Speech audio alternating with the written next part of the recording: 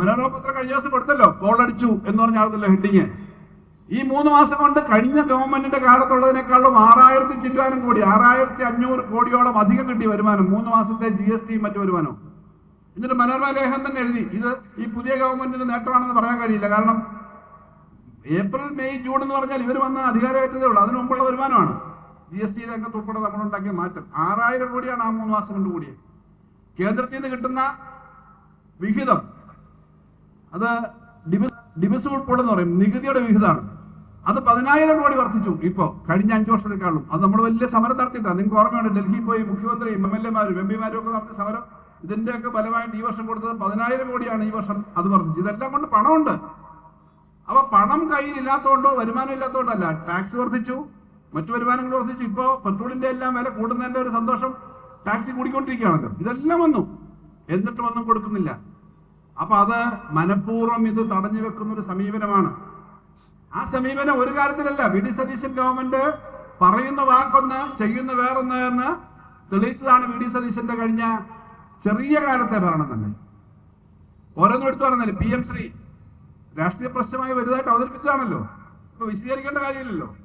Supreme കോടതിയിൽ തന്നെ കേന്ദ്ര ഗവൺമെന്റ് പറഞ്ഞു PM ശ്രീ ഒപ്പിട്ടിട്ട് അതിന്റെ ഫൈനൽ കാര്യങ്ങളായിട്ടില്ല. കഴിഞ്ഞ ദിവസം അബ്ദുൾ വഹാബും നമ്മുടെ കോൺഗ്രസിന്റെ MP ജബി മേത്ത, വനിതാ കോൺഗ്രസിന്റെ സംസ്ഥാന പ്രസിഡന്റ് കൂടിയാണ്, വനിതാ കോൺഗ്രസിന്റെ, അവർ രണ്ടും ചോദ്യം ചോദിച്ചു. അപ്പൊ കേന്ദ്ര ഗവൺമെന്റ് പറഞ്ഞു അങ്ങനെ ഒപ്പിട്ടിട്ടില്ല, പൈസ മേടിച്ചിട്ടില്ല. എന്നിട്ട് മുസ്ലിം ലീഗ് ഉൾപ്പെടെയുള്ള UDF എല്ലാം ചേർന്നിട്ട് ഇത് മുന്നോട്ട് പോകാനായിട്ട് തീരുമാനിക്കുക. ഈ ചർച്ച ചെയ്ത കാര്യം അവർ കേട്ടില്ലെന്ന് തോന്നുന്നു. ബിരിയാണി കഴിച്ചുകൊണ്ടിരിക്കുകയായതുകൊണ്ട് ഈ രേഖയൊന്നും ചർച്ച ചെയ്യാൻ സമയമില്ലല്ലോ. യോഗത്തിൽ ബിരിയാണി കഴിക്കുന്നതിന്റെ ഒരു തിരക്കിൽ ഈ അജണ്ട വായിക്കാതെ പോയതായിരിക്കും, കാര്യം മനസ്സിലാക്കാതെ പോയതായിരിക്കും. എന്തായാലും ഈ കള്ളം പുറത്തു പറഞ്ഞു. അപ്പൊ പത്രക്കാരും മറ്റുള്ളവരും പറഞ്ഞു അല്ലല്ലോ, ഇങ്ങനെയാണല്ലോ സുപ്രീം കോടതി പറഞ്ഞത്, ഇങ്ങനെയാണല്ലോ പാർലമെന്റിൽ പറഞ്ഞത്. അപ്പൊ അടുത്ത ദിവസം കുഞ്ഞാലിക്കുട്ടി ഞങ്ങൾക്ക് പൂർണ്ണമായി യോജിപ്പില്ല എന്ന് പറയേണ്ടി വന്നു. പച്ചക്കള്ളം നല്ല വിദഗ്ധമായി അവതരിപ്പിക്കുന്നതിന് കേരളത്തിലെ മുഖ്യമന്ത്രി അദ്ദേഹം പ്രതിപക്ഷ നേതാവായിരുന്നപ്പോ ഞങ്ങൾ പറഞ്ഞിട്ടുള്ളതാണ്, ഇത്രയും വിശ്വസനീയമായി കള്ളം അവതരിപ്പിക്കാൻ പറ്റുന്ന ഒരാളും ഈ ഭൂമി മലയാളത്തിൽ വേറൊരാളില്ല. വിശ്വസനീയമായി പറയും. പക്ഷേ ഉത്തരവാദിത്വം വരുമ്പോ അങ്ങനെ കള്ളം പറഞ്ഞുകൊണ്ട് മാത്രം കാര്യമുണ്ടോ? ഇതിനെല്ലാം കണക്കുകളുള്ളതല്ലേ, കാര്യങ്ങളുള്ളതല്ലേ, ആളുകൾ കാണുന്നതല്ലേ. അതിന്റെ ഭാഗമായിട്ട് ഇപ്പൊ ഓരോ ദിവസം ചെയ്തുകൊണ്ടിരിക്കുന്ന കാര്യം എന്താ? ഈ പറഞ്ഞ കാര്യം കഴിഞ്ഞു. അത് കഴിഞ്ഞപ്പോ മദ്യത്തിന്റെ ഇപ്പം PM ശ്രീ ആയിട്ട് മുന്നോട്ട് പോവാണ്. ഇനി 3 മാസം കൂടെ ഉള്ളൂ PM ശ്രീയുടെ കാലാവധി. ഇതിനകത്ത് അത് ചെയ്യേണ്ടോ മേടിക്കേണ്ടോ കാര്യമില്ല. പണം നമ്മൾ മേടിച്ചിട്ടില്ല. അന്ന് LDF പറഞ്ഞെന്താ 1500 ചില്ലാനം കോടി രൂപ സ്കൂൾ വിദ്യാഭ്യാസത്തിന് കിട്ടാനുള്ള പണം കിട്ടാനുണ്ട്, ഞങ്ങൾക്ക് ശമ്പളം പോലും കൊടുക്കാൻ ബുദ്ധിമുട്ട് വരും. അതുകൊണ്ട് PMCയുടെ ഭാഗമായിട്ട് സിലബസും ഒന്നും ഞങ്ങൾ തൊടുന്നതേ ഇല്ല, ഈ പണം മേടിക്കാനാ. പക്ഷേ ഞങ്ങൾ ചർച്ച ചെയ്തപ്പോൾ അത് ഒപ്പിട്ട് മുന്നോട്ട് പോകേണ്ട തീരുമാനിച്ചു, പിൻവലിച്ചു. ആ PMCയുടെ കാര്യം കഴിഞ്ഞു. അതുപോലെ പണം കിട്ടാവുന്ന ഒത്തിരി കാര്യങ്ങൾ വേറെ ഉണ്ടല്ലോ. ഇപ്പം വീര്യം കുറഞ്ഞ മദ്യം 5.5% മുതൽ 20% വരെയുള്ള മദ്യത്തിന്റെ കാര്യം നിങ്ങൾക്കറിയാം. അസംബ്ലി വന്നു, ഇപ്പോ അവർ പാസ്സാക്കാൻ ഏറ്റുകൊണ്ടുവന്നു. ഇത് 1000 കോടി രൂപയെങ്കിലും പുതുതായിട്ട് കച്ചവടം വഴി ലാഭം കിട്ടും, നല്ല ടാക്സ് കിട്ടും. എന്നോട് എക്സൈസ് ഉദ്യോഗസ്ഥന്മാർ പറഞ്ഞു, ടാക്സ് ഉദ്യോഗസ്ഥന്മാർ പറഞ്ഞു നമുക്ക് ഇത്ര സാമ്പത്തിക ബുദ്ധിമുട്ടുള്ളതല്ലേ, നമുക്ക് ഈ വീര്യം കുറഞ്ഞ മദ്യം അനുവദിച്ചാൽ കൊള്ളാം.